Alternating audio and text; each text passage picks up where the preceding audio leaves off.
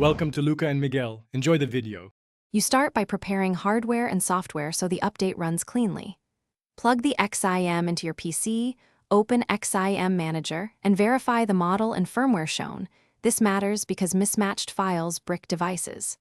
Once done, put the XIM into update or bootloader mode per the indicator light.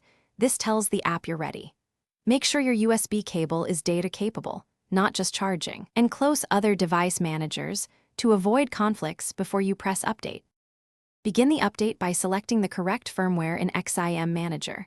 Using the wrong file can cause failure, so double-check the model and checksum. Click Update and monitor the progress bar closely.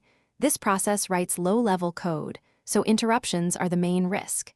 If the tool reboots the XIM automatically, let it finish both initial and verification phases. Make sure you do not unplug or power cycle during flashing, and only interact again once the manager confirms success.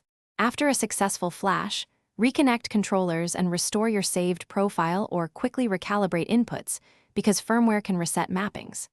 If something goes wrong, you can retry the exact sequence in bootloader mode and switch USB ports or cables. Many failures are simple connectivity problems. If the XIM still won't boot, perform a factory reset and attempt the update again. This clears corrupted settings. Remember the one key troubleshooting tip. Always retry using a known good data USB cable and a different computer before assuming hardware failure. Thanks for watching and please subscribe. It's the best investment you'll ever make.